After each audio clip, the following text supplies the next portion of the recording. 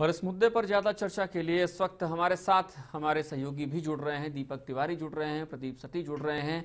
दीपक, पहला सवाल आपसे है। आरक्षण का ये मुद्दा गरमा जरूर गया है। आज लगभग 80% कर्मचारियों ने, राज्य कर्मचारियों ने कार्य बहिष्कार कर दिया, आरक्षण का विरोध कर रहे हैं। और वहीं आरक्षण का समर्थन करने वाले पहले ही मोर्चा खोल चुके हैं। ऐसे में सरकार के लिए यहाँ पर बड़ी मुश्किल खड़ी हो सकती है।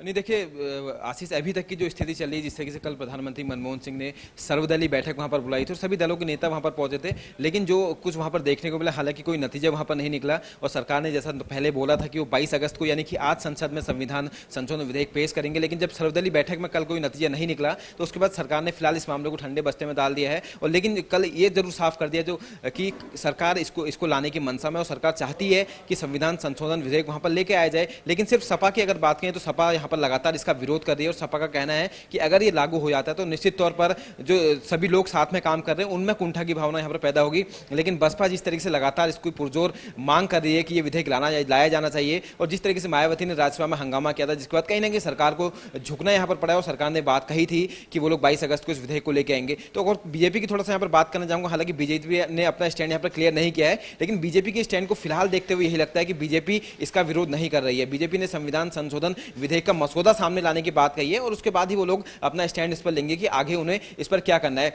यानी कि अभी तक की जो स्थिति दिखाई दे रही है उसको देखते हुए यही लगता है कि सरकार सुप्रीम कोर्ट के फैसले को पलटने की पूरी तैयारी कर रही है, और संविधान संशोधन विधेयक कभी भी यहां पर लाया जा सकता है। हालांकि मायावती लगातार सरकार पर दबाव बना रही है कि मॉनसून सत्र में ही वो विधेयक यहां पर लाया जाए और उसको पास कराया जाए। लेकिन सपा के विरोध के चलते कहीं ना कहीं कांग्रेस को रिस्क यहां पर नहीं लेना चाहती है। वो चाहती है कि सपा की नाराजगी दूर कर ली जाए और उसके बाद ही शायद ये विधेयक यहां पर पेश किया जाएगा। तो अभी तक की स्थिति से फिलहाल यही होता है, कर्मचारी कितना ही विरोध कर ले, कर्मचारियों का एक बड़ा वर्ग इसका विरोध कर रहा है, लेकिन उसके बावजूद सरकार इसको लाने के पक्ष में दिखाई दे रही है। और सभी के सभी राजनीतिक दल कहीं ना कहीं इसके समर्थन में, अगर सपा को हम लोग छोड़ दें, क्योंकि सपा ने साफ कर दिया किसी भी कीमत पर वो उसका समर्थन नहीं करेंगे। तो अभी तक की स्थिति यही है कि सरकार इसको लाने जा रही। तो ऐसे में देखना यह होगा कि आगे क्या स्टेप, जो कर्मचारी हैं जो अभी तक विरोध प्रदर्शन कर रहे हैं, जो जंतर मंतर पर वहां पर प्रदर्शन कर रहे थे, देश भर में अलग अलग जगहों पर प्रदर्शन कर रहे हैं, उनका स्टैंड आगे जाके क्या होगा। क्योंकि आशीष, सबसे बड़ी बात यह है कि अगर संविधान संशोधन विधेयक लाया जाता है और वहां पर पास हो जाता है तो उसके बाद 2014 में चुनाव होने हैं। तो ऐसे में निश्चित तौर पर जो लोग उसका विरोध कर रहे हैं प्रमोशन में आरक्षण का, तो निश्चित तौर पर सरकार को उनकी नाराजगी झेलनी पड़ सकती है।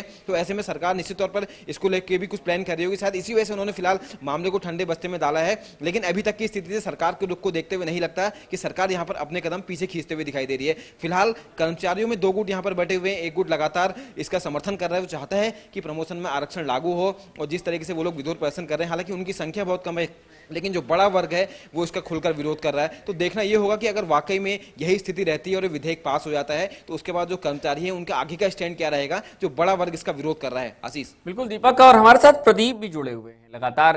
प्रदीप सती हमारे सहयोगी। प्रदीप, एक बीज बोया गया था, मंडल कमीशन आज फसल लहलहा रही है। एक बड़ी आइडियोलॉजी है आरक्षण के पीछे, आरक्षण को लागू करने के पीछे, और एक आइडियोलॉजी काम करती है जो आरक्षण का विरोध भी करती है। इन दोनों आइडियोलॉजीज के बीच में से एक रास्ता निकालना, वो भी ऐसा रास्ता जो सत्ता के गलियारों से होकर न जाता हो और जिससे सत्ता की रोटी न सेकी जा सकती हो। ऐसे में सरकारों के लिए ऐसा कौन सा रास्ता हो सकता है? क्या लगता है आपको? आप तमाम मुद्दों पर अपनी बेबाक प्रतिक्रिया देते रहते हैं। आपको लगता है ऐसा हो सकता है इस दुनिया में, कम से कम इस भारत की राजनीति में, जहां पर हर नजरिए को राजनीति के नजरिए से ही देखा जाता है? आशीष, देखिए, सबसे पहले इस पूरे मुद्दे पर बात करने से पहले जरूरी कि हम इस पूरे इतिहास में जाएं। जैसा कि आपने मंडल कमीशन की बात की, तो हम इस पर बात करेंगे जो पदोन्नति में आरक्षण है और उसके बाद जो बवाल मचा हुआ है उस पर हम लोग बात करेंगे। तो मेरे हाथ में एक कागज है, इस कागज में कुछ जानकारियां हैं। वो इस तरह से है कि 27 अप्रैल को सुप्रीम कोर्ट ने अभी हाल ही में एक फैसला दिया है, जिस फैसले में सुप्रीम कोर्ट ने यह भी कहा था कि राज्य सरकारें आरक्षण दे सकती हैं, लेकिन वो बशर्ते इस तरह की तथ्यात्मक जानकारियां जमा करें कि किस तरह से दलितों और आदिवासियों का जो प्रतिनिधित्व है वो कम हुआ है और कैसे उनका पिछड़ापन कायम है। और तीसरी बात जो ये सुप्रीम कोर्ट ने टिप्पणी की है कि अगर इस तरह का आरक्षण आप लगाते हैं, इस तरह का आरक्षण आप लागू करते हैं, तो उससे आपके इस कदम से प्रशासन के मनोबल पर क्या असर पड़ेगा। ये 3 मुद्दे सुप्रीम कोर्ट ने अभी अभी अपनी जो रूलिंग है उसमें दी है। और आप देखिए, मायावती सरकार ने मायावती सरकार ने इन्हीं तीनों चीजों पर ध्यान नहीं दिया था और सिर्फ उन्होंने 2007 में 14 सितंबर 2007 में एसटी एससी और इनको आरक्षण का जो फैसला था उसको लागू किया था, जिसको कि बाद में 2011 में इलाहाबाद हाई कोर्ट ने जिसको नकारा, असंवैधानिक बताया। उसके बाद माया सरकार सुप्रीम कोर्ट गई और सुप्रीम कोर्ट ने फिर बातें वहीं पहुंचा दी कि मुख्य रूप से वही तीन चीजें कि किस तरह से आप ये तय करें कि किस तरह से आपके इलाके में, आपके क्षेत्र में, आपके राज्य में आदिवासियों को, अल्पसंख्यकों को प्रतिनिधित्व नहीं मिल पा रहा है, किस तरह से उनका जीवन अभी तक सही नहीं हो पा रहा है और उससे आपकी पूरी प्रशासनिक प्रक्रिया पर क्या मनोबल, उसका मनोबल किस तरह का होगा। अगर आपको क्या समस्या है इन तीनों चीजों का पता करने में, अगर आप वाकई में आरक्षण चाहते हैं, सबसे बड़ा सवाल तो यही है, अगर आप वाकई में आरक्षण चाहते हैं, आप दलितों का उत्थान चाहते हैं, तमाम क्रीमी लेयर को अलग करने के बावजूद भी या मुख्य धारा में इन सबको लाना चाहते हैं, तो आप इन तीन चीजों को क्यों नहीं करते, ये सबसे बड़ी बात है। और आशीष, जिस तरह से आपका सवाल था कि अब एक मंडल के बाद ये बीज बोया गया था, आज फसल लहला रही है, तो आप देखिए इस फसल को कितनी बड़ी फसल लहला चुकी है और उसको लपकने के लिए कितने सियासी दल खड़े हो गए हैं राजनीतिक वोट बैंक के नाम पर। आपने देखा होगा कि आरक्षण, जब बाबा साहब भीमराव अंबेडकर आरक्षण का एक जुमला लेकर आए थे, उन्होंने कहा था दलित उत्थान के लिए हम इस आरक्षण को लाएंगे, लेकिन आज वो आरक्षण भ्रमित होकर वोट बैंक की राजनीति में तब्दील हो गया है और पूरे पॉलिटिकल पार्टीज यही सब कर रहे हैं। जो प्रधानमंत्री ने कल सर्वदलीय बैठक बुलाई 3 मिनट 4 मिनट की, उस बैठक में यही तो हुआ और इसके अलावा क्या हुआ आशीष? बिल्कुल प्रदीप, यकीनन हमारे साथ दीपक जुड़े हुए हैं। दीपक, दिन में भी हमने इस पूरे मुद्दे पर चर्चा की थी और जनता की आवाज भी सुनी थी हमने इस पूरे मुद्दे पर। जनता ने कई सवाल खड़े किए थे, वो तमाम सवाल आपके जहन में भी होंगे। आपको लगता है वो सवाल जो जहन में होंगे आपको सरकार के खिलाफ भी थे और प्रोन्नति में आरक्षण के समर्थन में भी थे, इसके खिलाफ भी थे, सरकार की कार्यप्रणाली के खिलाफ भी थे, सरकार की कार्यप्रणाली के समर्थन में भी थे। यकीनन दोनों तबकों ने हमें फोन किया था। क्या आपको लगता है इस तरीके के आरक्षण में सरकार के लिए यहां पर इन सवालों का जवाब ढूंढ पाना आसान होगा? नहीं, देखिए आशीष, जहाँ तक दोपहर की बात है तो तकरीबन 1.5 घंटे का हमने प्रोग्राम किया था, उसमें तकरीबन 80 से अधिक हमारे पास फोन आए थे, जिसमें लोगों ने अलग अलग प्रतिक्रियाएं, उन्होंने अपनी पीड़ा वहाँ पर बयान की। हालांकि उसमें वहाँ पर जो ज़्यादा संख्या थी, हालांकि वही लोग थे जो इसका विरोध लगातार कर रहे थे और तकरीबन 80 में से 60 फोन ऐसे थे जो कहते थे कि हमें जो प्रमोशन में आरक्षण है इसका विरोध होना चाहिए और ये नहीं होना चाहिए। लेकिन कुछ 20 फोन ऐसे भी थे वहाँ पर जो चाहते थे कि प्रमोशन में आरक्षण हो और कहीं ना कहीं जो उनकी पीड़ा थी वो बाहर निकल कर आई है। मैं बात सिर्फ अभी की नहीं कर रहा हूँ, उन लोगों ने बिल्कुल पुरानी वो यादें दिलाई थी। वहाँ पर उन्होंने साफ किया था कि तकरीबन आज़ादी के पहले की बात करें, आज़ादी के बाद से दलित हैं या आरक्षित जो जाति है वो लगातार पिछली रही है, लगातार उनको सुविधाएं नहीं मिल पाई है और उनका प्रतिनिधित्व ना के बराबर यहाँ पर रहा है। तो कहीं ना कहीं उनको लगता था कि सरकारी नौकरी में जो आरक्षण वो भी बिल्कुल सही है और जिस तरीके से प्रमोशन में आरक्षण दिया जा रहा है वो भी बिल्कुल यहाँ पर लागू होना चाहिए और इसी को लेकर उन्होंने अपने अपने अलग अलग यहाँ पर राय रखी थी। लेकिन कुछ लोग यहाँ पर ऐसे भी थे आशीष जिन्होंने साफ तौर पर यह बोला था कि अगर ये लागू होता है, जिस तरीके से सपा इसका विरोध कर रही है, वो मुद्दा ये उठा रहे हैं कि अगर ये लागू होता है तो ऐसे में जो जूनियर है वो अपने सीनियर का भी सीनियर हो जाएगा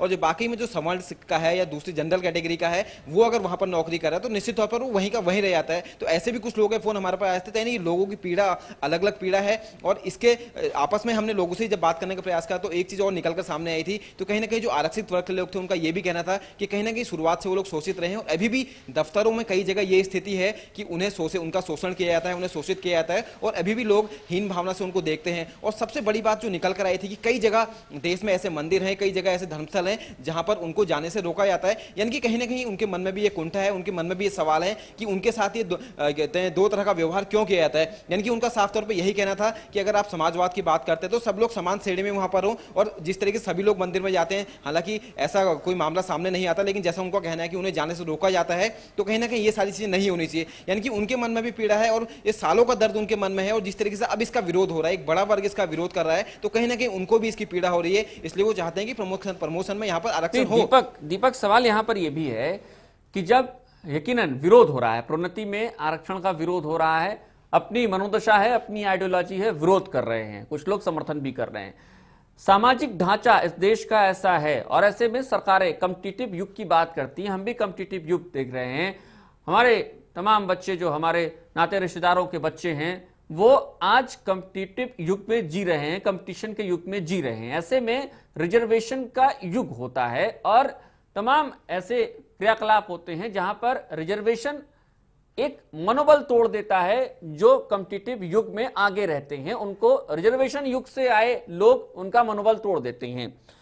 दरअसल ये किसी की भावना को ठेस पहुंचाने की बात नहीं है, सवाल किसी की मनोभावना को ठेस पहुंचाने के लिए मैं नहीं कर रहा। आपसे जो सुप्रीम कोर्ट ने जो रूलिंग दी है उस पे मैं आना चाहता हूं कि किस तरीके से सपा भी इस मुद्दे पर अपना जो उसका विरोध है वो मनोबल की बात करती है, किस तरीके से कोर्ट की रूलिंग, कोर्ट की मनोदशा भी कुछ ऐसी ही थी, वो ये जान सके कि मनोबल जो होता है, सवर्णों का भी अपना मनोबल होता है और जो दलित वर्ग है उसका भी अपना मनोबल होता है। इन मनोबल के बीच में सामंजस्य कैसे आएगा? आरक्षण अगर राजनीति की रोटी सेकी जाती है, क्या यह सामंजस्य आ पाएगा? इसके अलावा इस बात की गारंटी इस राजनीति में कैसे ले ली जाएगी कि आरक्षण के बाद दलितों का भला हो ही जाएगा? आपको लगता है दीपक? नहीं, देखिए आशीष, बिल्कुल आपने ठीक कहा। जहां तक राजनीति की बात है, और राजनीति बिल्कुल इसमें खत्म होने वाली नहीं है। पहले सरकारी नौकरी में आरक्षण की बात आती थी, आज प्रमोशन में आरक्षण की बात आती है। निश्चित तौर पर अगर लागू हो भी जाता है तो आगे कई सारे ऐसे मुद्दे निकलकर सामने आएंगे, कई सारे और लोग खुलकर सामने आएंगे जहां पर वो लोग आरक्षण की मांग करेंगे और राजनेता कहीं ना कहीं अपनी रोटियां सेकने के लिए उन्हें प्रोत्साहन देते रहेंगे और इस तरह की चीजें होती रहेंगी। लेकिन सबसे बड़ी बात यह है, जहां तक उनके शोषण की बात है कि वो लोग पिछले हैं, तो सबसे बड़ा सवाल यहाँ पर यही उठता है, जिस तरीके से सुप्रीम कोर्ट ने भी वहां पर कहा है कि पहले सरकार अगर इसे लागू करती है तो वो सारी स्थितियां पेश करे कि वाकई में उन लोगों को प्रतिनिधित्व मिल रहा है या नहीं मिल रहा है और उनकी संख्या क्या है, और जिस भी प्रदेश में ये लागू होता है तो वहां की जनसंख्या आधार पर उनका अनुपात कितना है। और सबसे बड़ी बात आशीष इसमें यह है कि जहां तक सारे लोग बात करते हैं कि उनको प्रतिनिधित्व देना चाहिए, उनका प्रतिनिधित्व पूरा वहां पर नहीं है, तो सबसे बड़ी बात यह है कि ऐसा नहीं है कि सरकार की तरफ से योजनाएं नहीं चलाई गई हैं, सरकार उनको सहायता प्रदान नहीं करती है। कई जगह सरकार वजीफा उनको देती है, कई सारी सुविधाएं उनको देती है, लेकिन यहां पर भी मैं सरकार की ही गलती यहां पर कहूंगा कि लोगों को उसकी जानकारी नहीं हो पाती। जिस तरीके से पोलियो का अभियान चलाया गया था हिंदुस्तान में, जन जागरण अभियान था, घर घर जाके उस अभियान को किया गया और जिसका नतीजा आज यह है कि हिंदुस्तान पोलियो मुक्त हो चुका है।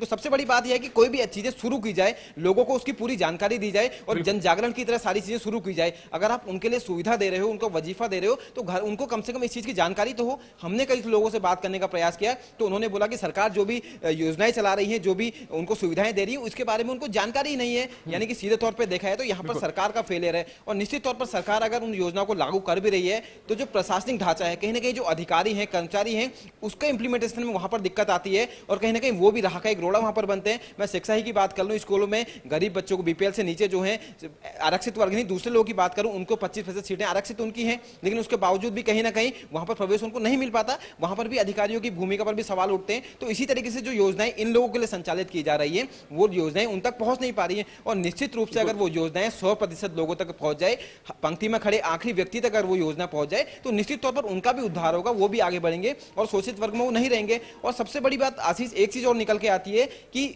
सिर्फ आरक्षण की अगर बात होती है तो वहीं पर क्यों, क्योंकि सवर्ण है, जो जनरल कैटेगरी है, वहां पर भी कई सारे लाखों ऐसे परिवार हैं जो 2 वक्त की रोटी के लिए मोहताज हैं, जिनके पास खाने के लिए पैसा नहीं है, रोजी रोटी करके वो अपना बड़ी मुश्किल से जीवन यापन करते हैं। तो क्यों नहीं उनको भी यहाँ पर शामिल की जाए। यानी कि सारी चीजें अगर हम ओवरऑल देखें, उनके लिए एक सवर्ण का अगर हम उनके लिए उपनाम मुझे लगता है इस्तेमाल करते हैं तो उनके लिए एक वो गाली सरीके हो जाता है दीपक। नहीं, बिल्कुल, जहां पर ऐसे लोग हैं जहां पर उनके पास 2 वक्त के खाने का जुगाड़ नहीं है, उनके लिए कोई योजना नहीं है, तो वहां पर उनके लिए गाली ही है निश्चित तौर पर। तो यहाँ पर अगर ये सारी चीजें होती हैं तो सभी लोगों के लिए वो चीजें लागू की जाए तो निश्चित तौर पर समाज में जो आपस में उनके कुंठा है वो सारी चीजें खत्म होंगी। और निश्चित तौर पर जहां तक बात है, लेकिन मुझे लगता नहीं कि इस देश के जो राजनेता हैं कहीं ना कहीं उनको लगता है कि उनकी राजनीतिक रोटियां वो इसी से सेक रहे हैं, तो मुझे लगता नहीं कि वो लोग बहुत आसानी से सारी चीजें होने देंगे। क्योंकि अगर वाकई में ऐसा हो जाए तो निश्चित तौर पर ये मुद्दा ही वहां पर खत्म हो जाएगा और जो लोग योग्य हैं वो कहीं से भी निकल कर बाहर आते हैं। बात सिर्फ आरक्षित श्रेणी की नहीं है, बात सिर्फ जनरल कैटेगरी की नहीं है। अगर व्यक्ति योग्य होगा तो कहीं से भी वो निखर के आता है। कई सारे एग्जाम्पल ऐसे निकल के आते हैं। मैं कुछ दिन पहले सोशल नेटवर्किंग साइट का जैसे प्रचलन बहुत ज्यादा आजकल है, कुछ दिन पहले मैं फेसबुक में एक तस्वीर यहां पर देख रहा था कि रिक्शे में एक आईएएस अधिकारी बैठा और उसका पिता रिक्शा चला रहा है। यानी कि कहीं ना कहीं एक रिक्शे वाले का वो बेटा था, उसने तरक्की की है, यानी कि वो योग्य था तभी वो वहां तक पहुंचा है, उसको किसी सहायता की जरूरत नहीं थी, उसके अंदर वो लगन थी, उसने वो मेहनत की तभी वो वहां तक पहुंचा। और ये सारी चीजें हो सकती है उन लोगों के अंदर भी, लेकिन जरूरत यह है कि अगर वो कहीं भी बाहर निकलते हैं, मैं बात सिर्फ नौकरी की नहीं कर रहा हूं, वो दफ्तर जाते हैं या दूसरी जगह निकलते हैं, वो मंदिर जाते हैं, तो कम से कम उनको इस दृष्टि से ना देखा जाए, उनको इस दृष्टि से ना देखा जाए और कहीं ना कहीं उनको पूरा सम्मान मिले। तो मेरे ख्याल से ये मुद्दा कभी उठेगा ही नहीं। आशीष, दीपक, प्रदीप हमारे साथ, हमारे सहयोगी लगातार जुड़े हुए हैं। प्रदीप, आज भी जिस गांव का, कई गांव ऐसे हैं, बहुत सारे गांव ऐसे हैं जहां पर जब सवर्ण प्रधान हो जाता है तो वो दलित बस्तियों में जाना छोड़ देता है, क्योंकि दलित बस्तियों से उसको एक दूरी बनानी होती है। दलित बस्तियों के बच्चे स्कूल नहीं जाते हैं, लेकिन ग्राम प्रधान इन दलित बस्तियों में जाकर वहां के लोगों को इस बात के लिए जागरूक नहीं करता है कि आप अपने बच्चों को भेजिए स्कूल जाने के लिए। यह सामाजिक व्यवस्था की एक नजीर है, वहां का एक उदाहरण है। बहुत सारी जगहों पर नहीं है, लेकिन कुछ जगहों पर यह व्यवस्था अभी बनी हुई है। ऐसे में सवाल उठता है कि इतने वर्ष हो गए हैं आरक्षण की पद्धति को लागू हुए, आरक्षण जैसे शब्द को इस देश में आए हुए, आरक्षण की चिड़िया अब हर डाल पर चहचहाती है, लहलहा रही है फसल आजकल इस देश में आरक्षण की। इसके बावजूद सामाजिक मनोदशा बदल नहीं पाई है। अब ऐसे में जब आपने अभी खुद कुछ देर पहले आपने सुप्रीम कोर्ट की रूलिंग बताई थी, कोर्ट की रूलिंग बताई थी, जिसमें आपने कहा था कि पिछड़ों का प्रतिनिधित्व जो होता है, उनका रिप्रेजेंटेशन कितना है, वो इसके अलावा यह भी तय करना होगा कि वो पिछड़े हैं, वो कैसे आगे बढ़ेंगे, ये भी तय करना होगा, ये भी सरकार को बताना होगा। क्या सरकार के पास ऐसा कोई पैमाना है जिसको वो इन दलित बस्तियों में ले जाएगी और इस पैमाने के सामने किसी दलित को खड़ा करेगी और पैमाना बता देगा कि हाँ ये अब दलित नहीं रहा, ये अगड़े वर्ग का हो गया है, ये पिछड़ा नहीं रहा? इस तरीके के पैमाने क्या हम आरक्षण की पद्धति से ला पाएंगे, या राजनीति के गलियारों में आरक्षण की जो असली तस्वीर थी वो छुपकर ही रह जाएगी?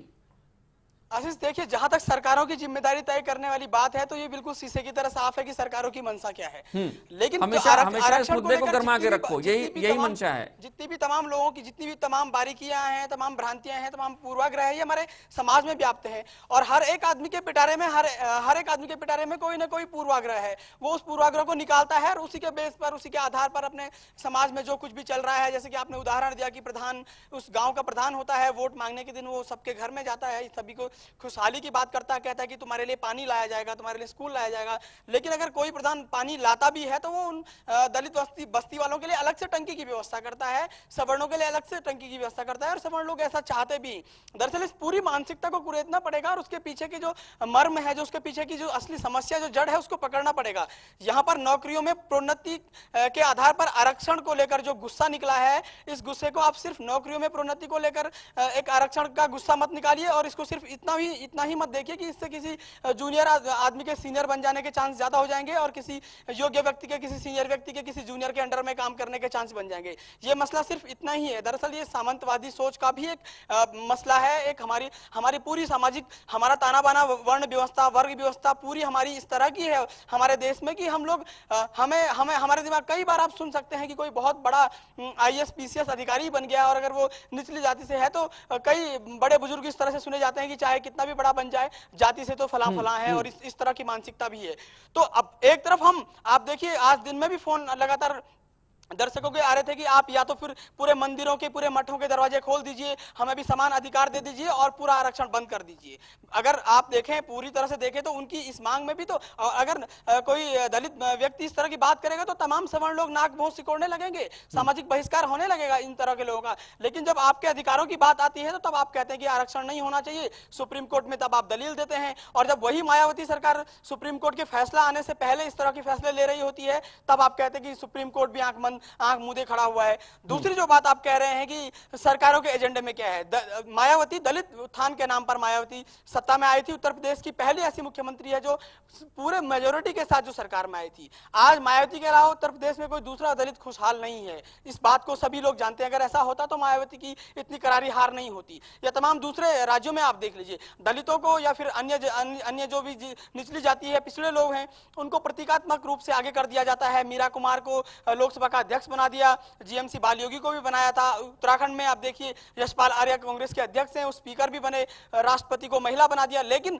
जिस देश में महिला राष्ट्रपति है उसी देश में असम जैसे दंगे भी होते हैं, जहां पर एक महिला पर 25 से 30 खूंखार लड़के इस तरह से अपनी इस नपुंसक मानसिकता का परिचय भी देते हैं। तो ये मानसिकता तो समाज से बदलेगी, समाज को आगे आना पड़ेगा। सामाजिक उन लोगों को जो पहले से ही संपन्न लोग हैं, उन लोगों को आगे आना पड़ेगा, उन लोगों को समझना पड़ेगा। दरअसल हम सिर्फ इसको अब हम एक सोची समझी रणनीति के तहत ये सब नहीं कर रहे हैं, स्वाभाविक प्रक्रिया है। हमें लग रहा कि हमारे अधिकारों का हनन हो रहा है। आरक्षण का मसला वहीं का वहीं है, समाज दो वर्गों में बंट गया है, एक दलित और एक सवर्ण। इससे मिलेगा क्या? आशीष आप बताइए। ये असुरक्षा की भावना है। आपने मुद्दा उठाया है प्रदीप की, हमारे अधिकारों का हनन हो रहा है, ये हमारे अंदर आ गया है। ये असुरक्षा की भावना आई कैसे? हमारे अंदर डाल दी गई। मुझे लगता है दीपक भी हमारे साथ लगातार बने हुए हैं।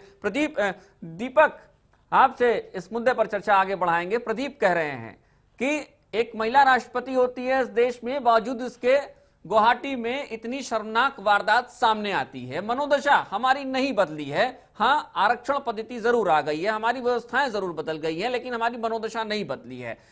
कैसे जस्टिफाई होगा हम व्यवस्था को बदले बिना किस तरीके से अपनी मनोदशा को बदल सकते हैं, या फिर मनोदशा को बदले बिना किस तरीके से व्यवस्था को बदल सकते हैं। सवाल बेहद गंभीर है यहां पर। और सबसे बड़ी बात यह भी है दीपक, जैसा खुद प्रदीप भी कह रहे हैं कि कैसे हम इस मामले में, जब हमारे अंदर यह असुरक्षा की भावना आ जाए कि हम अपने अधिकारों को नहीं पा रहे हैं, हमारे अधिकार हमें नहीं मिल रहे हैं, ऐसे में या शायद ये हमारे अंदर मनोभाव डाल दिए गए कि आपको आपके अधिकार मिल नहीं रहे हैं, लिहाजा आपको आरक्षण के जरिए आपके अधिकार मिल जाएंगे, इसलिए आप हमें वोट दीजिए, इस बार हम आपको आपके अधिकार दिलाएंगे। ये एक वोट की राजनीति हो सकती है, लेकिन मनोदशा को बदलने की क्या व्यवस्था हो सकती है?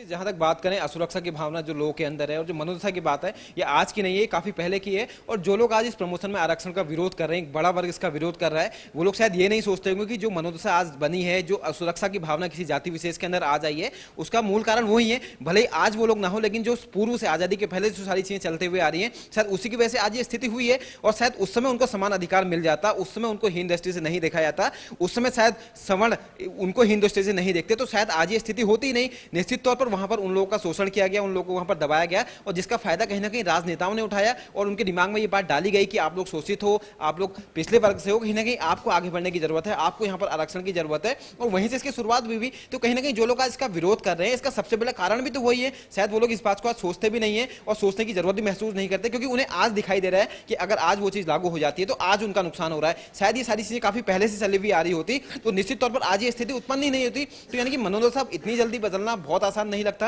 मैं उत्तराखंड की बात कर लूं, हम आज ही हम अपने पहाड़ी कई इलाकों में देख लेते हैं, कई जिलों में देख लेते हैं, तो आज भी ये सारी कुरीति वहां पर व्याप्त है, आज भी सारी चीजें वहां पर होती है, उनको हीन दृष्टि से देखा जाता है। कई इलाके ऐसे हैं जहां पर उनको मंदिर में प्रवेश नहीं दिया जाता है, उनको वो छू भी लेते हैं तो लोग अपने आप को अशुद्ध मानते हैं। तो कई जगह ऐसी स्थितियां हैं, यानी कि इन स्थितियों को पैदा भी तो हम ही लोगों ने किया है, यानी कि और आज हम इसी का विरोध कर रहे हैं, तो हम ही को इसको समाप्त करना होगा, हम ही को इसके लिए आगे बढ़कर कदम उठाना होगा। लेकिन जैसा कहा गया कि अब तो शुरुआत हो चुकी है, सरकारी नौकरी में उनको आरक्षण मिला है, अब प्रमोशन में आरक्षण की बात हो रही है। सरकार ने भी लगभग अपनी मंशा साफ कर दी है कि वो लोग इस बिल को लेकर आएंगे, संविधान संशोधन विधेयक को यहाँ पे लेके आएंगे, यानी कि अब उनको पछता के कुछ नहीं होने वाला। लेकिन अभी भी अगर ये लोग ठान लें कि जो गलतियां पूर्व उनके पूर्वजों ने की है, जो गलतियां शुरू से होती हुई आई हैं, आज भी उन गलतियों को अगर ये लोग सुधार लें, आज भी समान भाव से सभी लोगों को देखें, तो निश्चित तौर पर आगे जाके ऐसी स्थितियां पैदा नहीं होंगी। क्योंकि आज अगर ऐसी स्थितियां पैदा हो रही हैं, कार्य बहिष्कार हो रहा है, धरना हो रहा है, प्रदर्शन हो रहा है, और माना कल के दिन ये उग्र हो जाता है, तो पब्लिक प्रॉपर्टी को नुकसान होगा, कार्य बहिष्कार हो रहा है, दफ्तरों में काम नहीं हो रहा, तो अल्टीमेटली नुकसान जनता के पैसे का ही हो रहा है। तो कुल मिला के जो सारी चीजें आज खड़ी हुई हैं,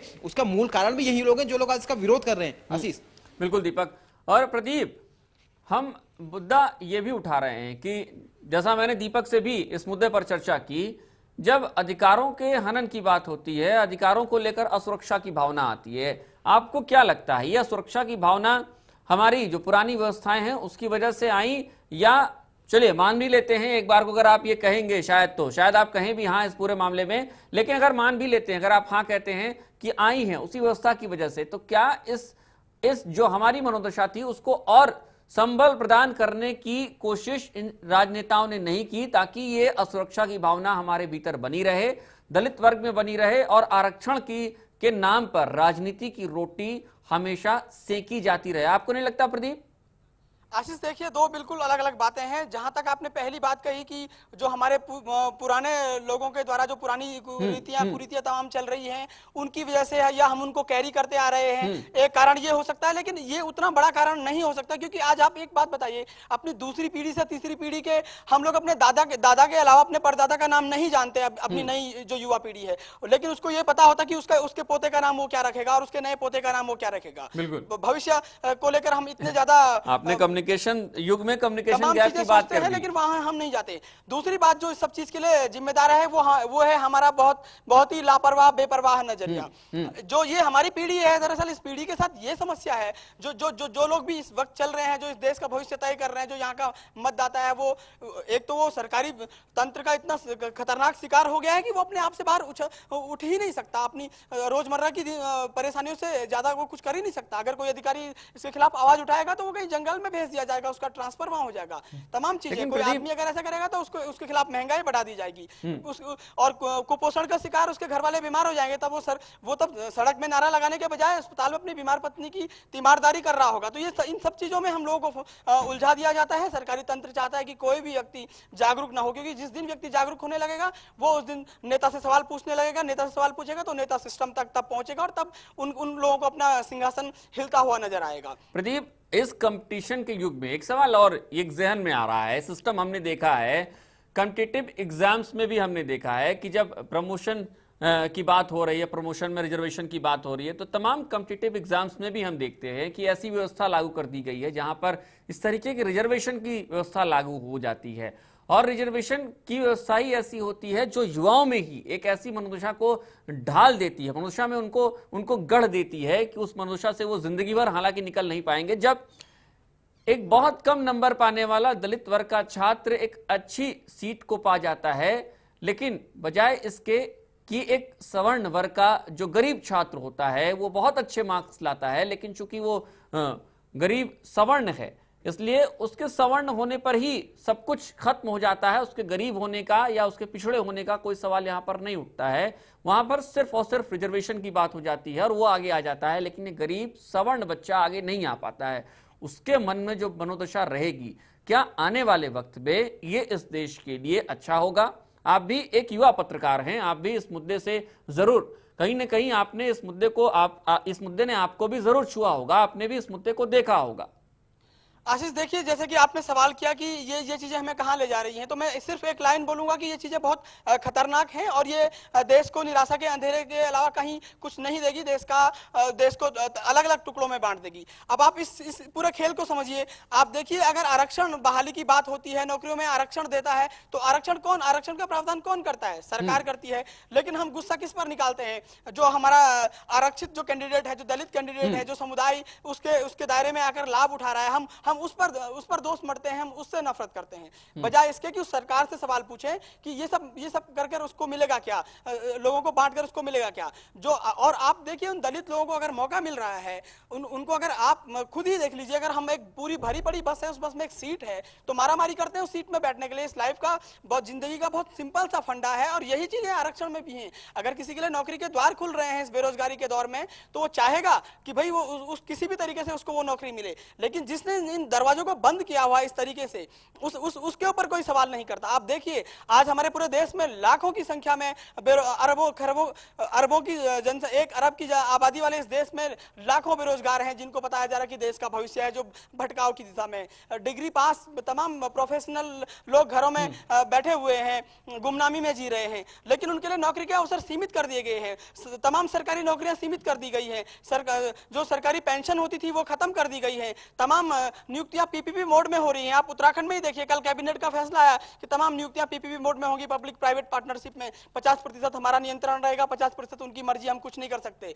यही चीजें, और उपनल के थ्रू यहाँ पर भर्तियां होती हैं। तो सरकार, जब नौकरियां ही नहीं रहेगी आने वाले दौर में, सब कुछ प्राइवेटाइजेशन हो जाएगा, तो तब किसके बात का आरक्षण और किस बात पर लड़ाई होगी? तब सिर्फ और सिर्फ ये होगा कि 2 वर्ग आपस में ये सोचेंगे कि शेड्यूल कास्ट और जनरल कास्ट की वजह से ही ये लड़ाई हुई है, क्लैशेस हुए हैं। लौटेंगे आपके पास। दीपक हमारे साथ लगातार बने हुए हैं। दीपक, चूंकि वक्त हमारे पास कम है, वक्त खत्म हो रहा है, हमारा इस प्रोग्राम का वक्त खत्म हो रहा है, क्या लगता है ऐसे में, जबकि कल से राज्य कर्मचारियों ने ये ऐलान कर दिया है कि वो क्रमिक अनशन शुरू कर देंगे अगर प्रोन्नति में आरक्षण लागू होता है, बड़ा तबका है उनका। इसके अलावा राज्य कर्मचारियों का एक तबका ये भी है जो ये कह रहा है कि अगर प्रोन्नति में आरक्षण को लागू नहीं किया जाता है तो वो अनशन करेंगे। ऐसे में कहां तक सरकार के लिए, किस तरीके से यहां पर मुश्किलें खड़ी हो सकती हैं, सरकार के लिए यहां पर राह क्या बनती है? अभी तक की जो स्थिति आशीष स्पष्ट सभी के सामने है। कल बैठक में कोई नतीजा नहीं निकला है और सरकार ने जो बयान सरकार की तरफ से आया था कि कहीं ना कहीं वो पूरा मन बना चुके हैं संविधान संशोधन विधेयक को लेकर आने का, यानी कि उनकी मंशा साफ है कि वो लोग इसको लेके आएंगे। और कहीं ना कहीं जो प्रमोशन में आरक्षण का जो लोग विरोध कर रहे हैं उनके लिए बड़ा झटका है। और कहीं ना कहीं सुप्रीम कोर्ट ने जो इस पर अपना फैसला दिया था, इलाहाबाद हाईकोर्ट के फैसले को सही ठहराया था, तो वो फैसला भी पलट जाएगा अगर ऐसा होता है तो। और लेकिन जहां तक दोनों वर्ग की बात है, एक वर्ग बात कर रहा है, आज कार्य बहिष्कार उन्होंने किया, कल वो कहते हैं हम कल से क्रमिक अनशन करेंगे, उसके बाद अनिश्चितकालीन हड़ताल करेंगे। और निश्चित तौर पर अगर ये सारी चीजें होती हैं तो ये आंदोलन का सिलसिला चलता रहेगा और दोनों ही वर्ग कभी भी यहाँ पर संतुष्ट नहीं हो सकते। तो ऐसे में सरकार के सामने कहीं ना कहीं मुश्किल तो यहाँ पर है ही कि एक बड़े वर्ग को संतुष्ट करने के लिए क्या वो कोई ऐसा फैसला लेगी जिससे वो लोग खुश हो सके, ये सबसे बड़ी बात है। लेकिन अभी तक की स्थिति के बाद तो यही लगता है कि शायद ही कोई चमत्कार यहाँ पर हो पाए कि सरकार इस विधेयक को वहां पर पेश ना करे और सुप्रीम कोर्ट का जो फैसला है वो लागू हो जाए। तो यानी कि अगर ऐसी स्थिति होती है तो सरकार कहीं ना कहीं यहाँ पर पूरी कोशिश ये करेगी अपने वोट बैंक को साधने की, क्योंकि आम चुनाव में बहुत ज्यादा वक्त नहीं है 2014 के, और सरकार अगर संविधान संशोधन विधेयक लेके आती है तो निश्चित तौर पर एक बड़े वर्ग की जो लगातार इस प्रमोशन में आरक्षण का विरोध कर रहे हैं तो सरकार को उनकी नाराजगी झेलनी पड़ेगी। इस आम चुनाव में सरकार को मुश्किलों का सामना करना पड़ सकता है। और जिस तरीके से सपा लगातार इसका विरोध कर रही है और कांग्रेस कहीं ना कहीं सपा को चाहती है कि सपा यहां पर नाराज ना हो, कांग्रेस की पूरी कोशिश है कि पहले सपा इस बात को लेकर मान जाए और उसके बाद ये विधेयक यहां पर लेके आए। लेकिन अगर ऐसी स्थिति नहीं होती तो निश्चित तौर पर कांग्रेस को घाटा उठाना पड़ सकता है आगे चल के, क्योंकि सपा अभी भले ही बाहर से समर्थन दे रही है लेकिन कांग्रेस के साथ है। इस मुद्दे पर वो कांग्रेस के साथ नहीं रहेगी तो निश्चित तौर पर इसका थोड़ा बहुत प्रभाव उत्तर प्रदेश में, खासतौर पर जो आम चुनाव होने हैं पूरे देश भर में, उत्तर प्रदेश में उसका असर देखने को मिल सकता है। लेकिन जो बड़ा वर्ग है कर्मचारियों का, तो निश्चित तौर पर उनकी नाराजगी सरकार को झेलनी पड़ेगी, भले ही वो छोटा वर्ग यहाँ पर संतुष्ट हो जाएगा। लेकिन सबसे बड़ी बात आशीष एक और है कि अगर ये विधेयक आ जाता है, जो छोटा वर्ग है जिसको इसका फायदा मिलने जा रहा है, तो कहीं ना कहीं उनका वो वोट बैंक एकदम सही दिशा पे जाएगा और उनका वोट बैंक निश्चित तौर पर उनको उसका वोट मिलना तय है, क्योंकि उनके लिए सारी चीजें आ रही है। लेकिन एक बड़ा वर्ग यहां पर निश्चित तौर पर नाराज होगा और दोनों ही लोग संतुष्ट कभी भी नहीं हो सकते। तो सरकार के सामने दोनों ही तरफ से मुश्किलें होंगी। आशीष। बिल्कुल। और प्रदीप, दीपक ने अपनी राय रख दी। प्रदीप, आपने उनकी राय सुनी भी होगी। आपसे चलते चलते ये जानना चाहेंगे कि क्या लगता है किस तरीके से क्या राह निकाली जा सकती है? आइडियोलॉजी को चेंज किया जाए, मनोदशा को चेंज किया जाए, समाज को बदलने की नींव यहाँ पर सरकार, चाहे राज्य सरकार हो चाहे केंद्र सरकार हो, मनोदशा को बदलने की नींव डालनी चाहिए, या फिर राजनीति की रोटी सेकने के लिए एक और चूल्हा तैयार कर लिया जाए? आशीष, देखिए, बिल्कुल जैसा कि आपका सवाल आपके सवाल ने ही मेरे मन की बात कह दी है और जवाब भी दे दिया है। तमाम राजनीतिक दल अब इस बात पर लगभग जैसे दीपक भी कह रहे थे सहमत हो चुके हैं। मुलायम सिंह की पार्टी को लेकर मुलायम सिंह भी अब बाद में यही कहेंगे कि मैं एक शर्त पर तैयार हूं कि ओबीसी और इन सब तमाम लोगों को भी प्रोन्नति में आरक्षण दे दिया जाए, और वो भी इस आहुति में, इस यज्ञ में अपनी आहुति डालेंगे, क्योंकि 2014 में आम चुनाव है। सभी लोगों को पता है कि वोट बैंक और तमाम चीजें भी हैं। लेकिन जो आप कह रहे हैं, जो आप असली बात जो आप कह रहे हैं मनोदशा को परिवर्तित करने की, मनोदशा को बदलने की, तो उसकी तो शुरुआत कभी ना कभी करनी ही पड़ेगी। और जितने जल्दी हम उसकी शुरुआत कर पाएंगे उतने जल्दी ही हम इस समाज को बचा पाएंगे। वरना तो आपने देखा है कि जिन तमाम दुनिया का इतिहास गवाह है कि जहां की कौम को इस तरह से बांटा गया है वर्णवाद, वर्गवाद और क्षेत्रवाद और जातिवाद में, वो हमेशा तहस नहस हुई है। अगर इसको अखंड भारत बनाना है या फिर इसको खंड खंड करना है, इसको भी तय हमें ही करना पड़ेगा। आशीष। बिल्कुल प्रदीप, बहुत बहुत शुक्रिया प्रदीप आपका और दीपक आपका हमारे साथ जुड़ने के लिए और इस चर्चा में भाग लेने के लिए। हमारे नीति नियंताओं के पास क्या ऐसी व्यवस्थाओं का अकाल पड़ गया है जहां पर सवर्ण और दलितों को साथ में रखकर उनका विकास किया जा सके? क्या हम हर बार इसी तरीके से आरक्षण पर राजनीति होते देखते रहेंगे? हम क्यों नहीं सोचते हैं कि सवर्ण वर्ग का भी एक गरीब छात्र होता है जो एमए की डिग्री लेने के बावजूद कभी सब्जी का ठेला लगाता है या फिर ऑटो रिक्शा चलाता है? हमें उसकी ओर भी नजर उठानी होगी। साथ ही हमें यह भी ध्यान रखना होगा कि सदियों से, वर्षों से जो दलित वर्ग पिछड़ा रहा है उसको कम से कम 2 वक्त की रोटी मिले और समानता और सामंजस्य इस देश में, अखंड भारत में बने। सवाल यहां पर बड़ा है कि क्या नीति नियंताओं के पास व्यवस्थाएं नहीं रह गई हैं या फिर उन व्यवस्थाओं को लागू करना नहीं चाहते हैं। फिलहाल इस खास प्रोग्राम में इतना ही। मुझे दीजिए अनुमति। नमस्कार।